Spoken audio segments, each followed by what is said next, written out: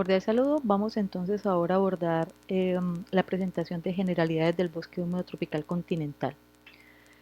Para iniciar, pues importante tener en cuenta el escrito de Amazonía sin mitos, donde básicamente aclaran las distintas tipos de cobertura, la diversidad que se puede encontrar al interior de una masa verde homogénea que creíamos homogénea hasta hace algún tiempo. Los bosques húmedos tropicales entonces para Latinoamérica están conformados primero por la denominación de su cobertura vegetal básica, que ya les había indicado anteriormente que es el bosque basal amazónico de entre los 0 y los 1000 metros sobre el nivel del mar, seguido por el bosque ripario de galerías en razón a que es atravesado por un importante río que es el río Amazonas. Como cobertura vegetal, como selva amazónica, son cerca de 8 millones de kilómetros cuadrados. Sin embargo, las cifras se reducen dramáticamente, especialmente desde los acuerdos de paz en Colombia. Se ha dado una explotación importante extractiva del bosque húmedo tropical, con cifras que dramáticamente afectan la sobrevivencia de la cobertura vegetal. En esencia son 9 los países que conforman el bosque húmedo tropical, la selva húmeda tropical de Latinoamérica. El más importante es Brasil, que tiene cerca del 64% del total de la selva. Le sigue Perú con el 9.7, Bolivia con el 7, nosotros estamos de cuarto con el 6.6, Venezuela con el 5.9, Guayana con el 2.1, Surinam con el 1.9, Ecuador con el 1.6 y la Guayana francesa con el 0.8%.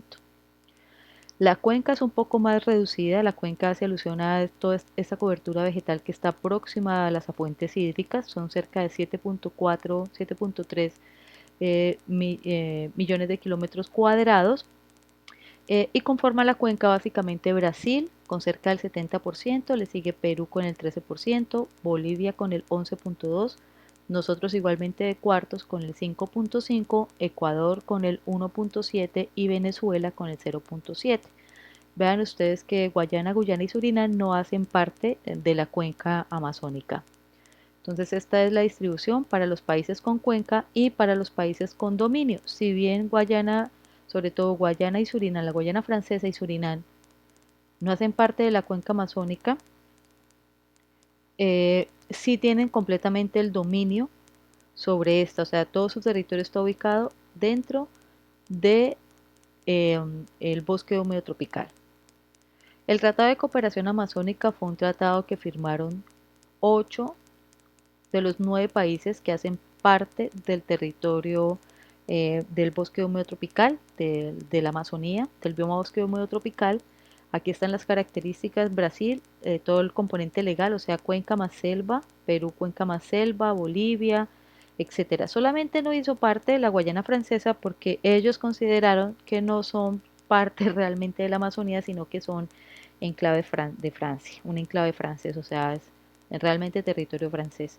Esta zona sí fue colonizada por los franceses y básicamente se hizo para establecer aquí sus más importantes prisiones. Hay un libro muy bonito que se llama Papillón, que narra mucho la historia y pues, digamos que se nutrió de grandes mitos, como que las cárceles estaban rodeadas por, eh, por colonias, por tribus caníbales, tribus de indígenas caníbales, etcétera.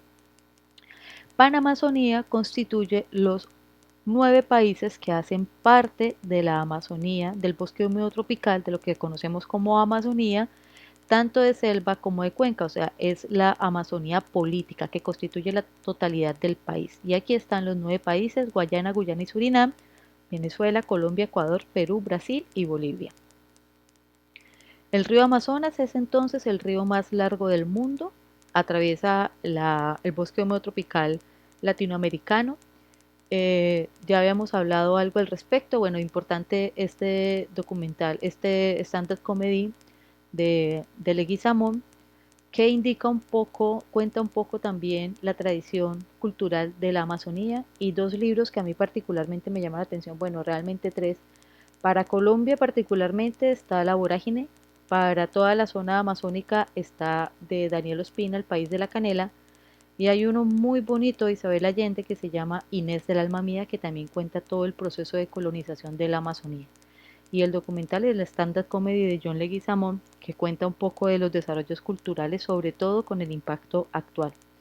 Bien, el río Amazonas es el río más largo del mundo, eh, el que más agua dulce aporta a los océanos. Los estuarios del río Amazonas son característicos. Un estuario es la zona donde un río de agua dulce desemboca en un mar que es salado. Ese ecosistema que combina agua dulce con agua salada se denomina un estuario.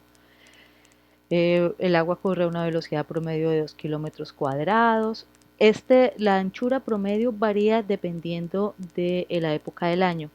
Se supone que durante épocas de lluvia el río Amazonas puede crecer hasta 5 kilómetros a los costados, o sea, son bosques, la mayoría de los bosques riparios son bosques inundables, por eso las raíces tabulares de muchos de estos, o en zancos para evitar que se pudra una u otra, eh, pero básicamente es un ecosistema inundado en épocas de invierno y un ecosistema muy seco en épocas de verano. Pues relativamente seco porque tenemos una humedad relativa muy alta.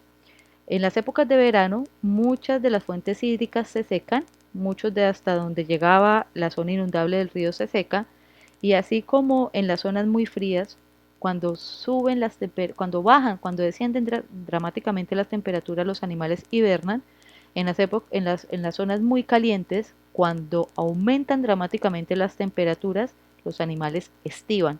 O sea que con frecuencia suele verse que cuando empiezan las épocas de lluvia empiezan a emerger del suelo peces y otros organismos vivos, como si estuviera dándose la generación espontánea. No ocurre así. Lo que ocurre básicamente es que eh, eran animales que estaban estivando. Corrijo la cifra, entre 20 y 50 kilómetros puede extenderse. Eh, Bien, esta es las características de las afluentes del río. El río nace en Perú, desemboca en Brasil. Eh, Su nombre, como ya hemos discutido en el grupo de WhatsApp, eh, deriva de cuando Francisco Orellana llega, él estaba buscando el país de la canela, asociado al mito del Dorado, que era una ciudad cubierta completamente de oro. Los indígenas que ellos toman, es importantísimo leerse, por ejemplo, el de Isabel Allende, porque cuentan que básicamente la colonización de la Amazonía se da gracias a los indígenas. Los indígenas que ellos habían tomado como guías, llegan hasta el punto de un río y dicen, no pasamos de acá de este río porque este es el río de las grandes señoras. Como los colonos, Francisco Orellana pues es español, es europeo, hizo el símil de una vez con grandes señoras, con este mito que había de Asia Menor, con estas semidiosas que eran importantes guerreras, dominaban muy bien los caballos, el arte de montar a caballo, o sea, eran muy buenas jinetes, por eso se denominan de hecho amazonas. A sin zona seno, ellas amputaban uno de los senos para no fallar con el uso del arco y la flecha. Entonces denominaron al río Amazonas, y posteriormente la zona fue denominada como región amazónica. Realmente no tiene nada que ver con ningún tipo de vocablo indígena, nada propiamente nuestro. Bueno, esta es la ubicación de Asia Menor, por si alguno tenía alguna dificultad de ubicación al respecto.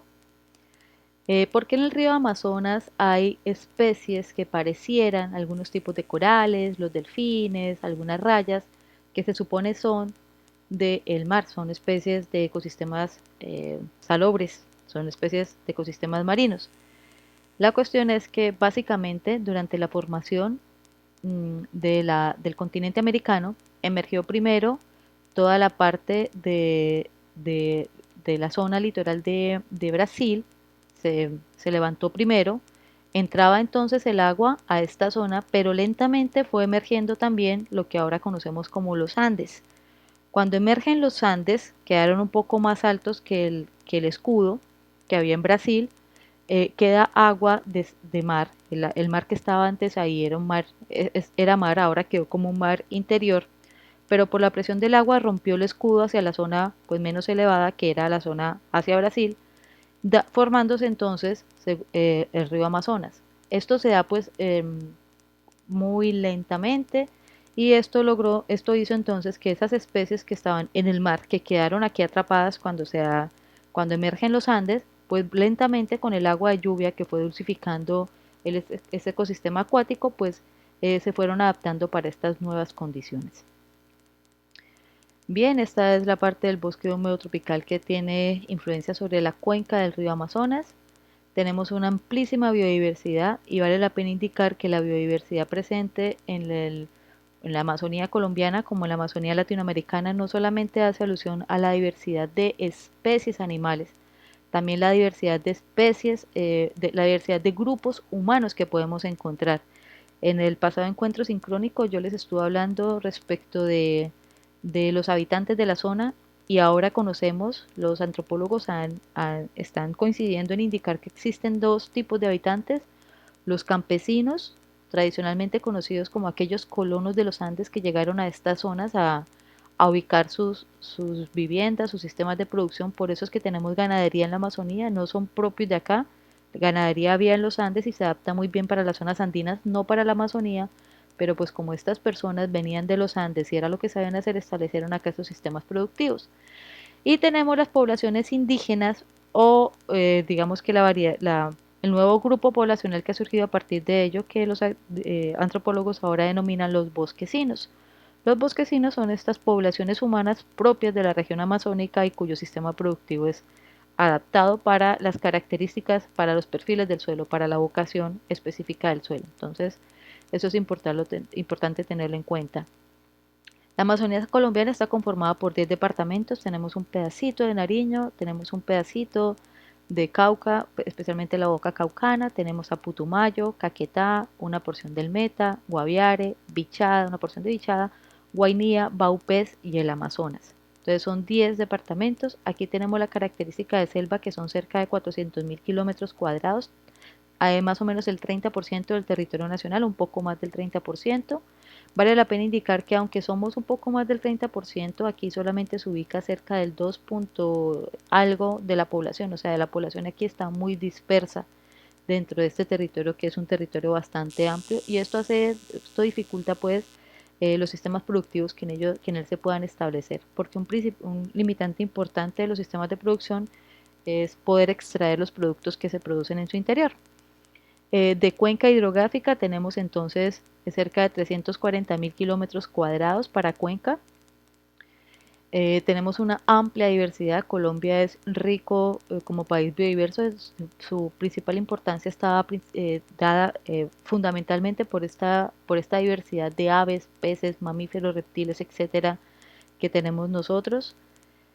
Aquí algunos datos dentro de los ecosistemas del territorio nacional, pues de los más importantes es la Amazonía, especialmente en departamentos como el Caquetá, ya que nosotros estamos ubicados cerca de la cordillera. Esto hace que nosotros tengamos ecosistemas de transición entre bosque húmedo tropical y ecosistema andino, ya otro tipo de cobertura vegetal diferente, que permite una mayor diversidad, aún mayor diversidad dentro de las características faunísticas y florísticas del territorio. Bien, cuestiones relacionadas con la riqueza y cuestiones relacionadas con la problemática ambiental, por eso en el módulo vamos a hablar de los servicios ambientales y la forma en que los servicios ambientales que presta la Amazonía van a poder ofrecer soluciones efectivas para los problemas ambientales que enfrentamos hoy en día. Dentro de los más importantes tenemos es el calentamiento global, producto de la emisión de gases de efecto invernadero, las altas concentraciones de CO2 en la atmósfera que no ha sido posible controlar por los países desarrollados. Ellos entonces están procurando llegar a la Amazonía para que la Amazonía, con estas micorrizas de las que les hablé en alguno de los videos, permitan la captación del CO2 que ellos están emitiendo. Y ese es un servicio ambiental también, el solo hecho de conservar los bosques sirve para que nosotros podamos devengar recursos de los países que están siendo afectados por el calentamiento global. Con relación a las afectaciones que hay sobre el entramado de la capa de ozono, lo más grave con relación a esto es que estas aperturas de los entramados en la capa de ozono están dadas principalmente en los polos. Y esas aperturas permiten entonces que los rayos UV del sol penetren directamente. El problema de que estén ubicadas en los polos, como los polos son imanes y todo va a los polos, todos los contaminantes de hecho se concentran entonces en los polos. Estas aperturas en el entramado de la capa de ozono permite entonces que los rayos UV penetren directamente a los polos y en los polos hay hielo. y el hielo pues se derrite por efecto del sol. Y esto está produciendo entonces grandes afectaciones a las ciudades costeras, a los países costeros, tsunamis, inundaciones, etcétera. Realmente nosotros somos los últimos afectados por esta problemática particular.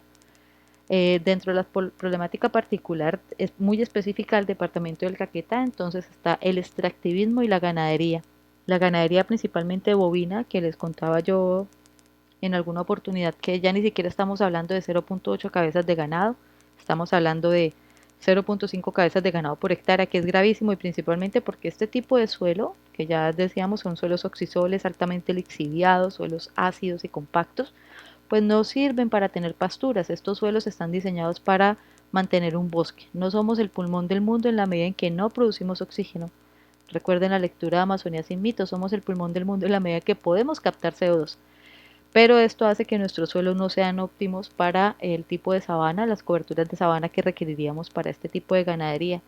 Adicionalmente, el hecho de que nuestros campesinos sean andinos y la tradición cultural que está arraigada en cada uno de nosotros sea principalmente el extractivismo, pues ha hecho que aquí no haya prosperado a la fecha ningún sistema productivo alternativo sostenible como la socría. Por eso vamos a tratar al respecto.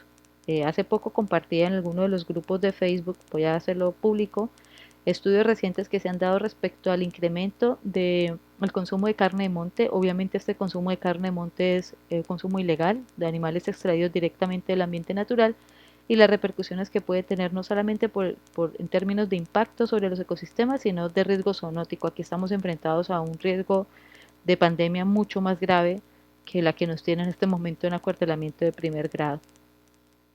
Eh, Existen además, entonces, además de las afectaciones de la cultura tradicional, porque aquí se practica la roza, que es, usted tumba y quema un pedazo de bosque primario, y obviamente con toda la ceniza y todo, el primer cultivo que usted establezca ahí va a ser muy bueno, pero con el primer aguacero, y aquí llueve con mucha frecuencia, tenemos que son 2000 milímetros cúbicos al año en promedio, por eso la humedad relativa tan alta, hasta el 80%, algunos autores hablan del 90%.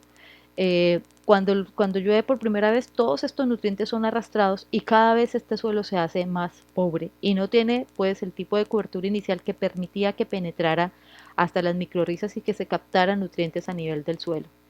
Adicionalmente, pues tenemos los cultivos ilícitos que casi siempre se hacen en porciones dentro de la selva y desafortunadamente cuando se producen fumigaciones del cultivo se hace por aspersión con avioneta, no solamente lo grave que es el uso del tipo de tóxico, agrotóxicos que se están utilizando que también afecta a las poblaciones humanas. Yo les recomiendo un documental muy bueno en YouTube que se llama Uvas no, las uvas de comer, ¿no? Eh, que básicamente refleja la problemática de todo este conjunto de agroquímicos utilizados actualmente y para pesticidas y control de plantas, las afectaciones que tiene en las poblaciones humanas y desafortunadamente en los territorios las poblaciones más pobres están ubicadas en las regiones amazónicas. Entonces tenemos los cultivos ilícitos como problemática, la ganadería como una problemática importante, la tradición cultural respecto a la tala y quema. Aquí vemos una imagen que donde se ilumine cada vez tiene más iluminación, lo que se supone que es bosque. Y otro problema importante son los garimpeiros, la búsqueda del oro, porque seguimos con la mentalidad de buscar el dorado, ¿no? Que se supone que aquí hay unas fuentes de oro importante que efectivamente no es así. El problema con el oro es que la extracción se hace con mercurio que atrae las partículas de oro y pues obviamente es una extracción muy rudimentaria. Esto permite entonces que una importante proporción de ese mercurio que es utilizado en esta práctica vaya al río y ya vemos todos los problemas que tenemos con el mercurio y cómo afecta el mercurio, que es mortal, además es un tóxico mortal para el cuerpo humano, a todos los recursos hidrobiológicos, a todos los peces que habitan los ecosistemas acuáticos. Esos son algunos datos de deforestación. Desafortunadamente, con los datos de deforestación primero hay una limitante importante respecto a la fuente de la información, a que no hay efectivo sistema de seguimiento y a que en muchos de los casos se reporta la deforestación para bosque secundario, o sea, se caracteriza la deforestación cuando se está tumbando un bosque que ya había sido tumbado y que se estaba regenerando, pero no se está contabilizando para los bosques primarios de manera efectiva. Y esto pues sesga muchísimo los datos que se puedan obtener. Tenemos que a nivel nacional el Caquetá concentra un importante porcentaje de la deforestación nacional, especialmente en municipios como San Vicente del Caguán, Cartagena y Puerto Rico. Eh, que es grave, estas son imágenes tomadas hace 2 años en la vía Cartagena del Chairá. Y esto pues lo que les indicaba anteriormente, probablemente al principio cuando se quema va a haber un alto nutriente en el suelo que permite condiciones óptimas de fertilidad, pero cada que llueve estos nutrientes van siendo arrastrados por el proceso de escorrentía, por el lavado de los suelos, por la oxidación de los suelos y rápidamente se llega a la degradación. Esos parches grandes rojos que vemos en nuestros ecosistemas característicos de procesos de degradación que no pueden recuperarse. Aquí vemos una proyección de tala de la Amazonía, cómo se está dando progresivamente, y esta solamente fue hasta el 2001, probablemente en estos 10 años en estos 9 años sea muchísimo más grave. Las soluciones alternativas entonces son empezar a establecer efectivamente los sistemas agrosilvopastoriles, buscar otras formas de producción, y el desarrollo de biocombustibles.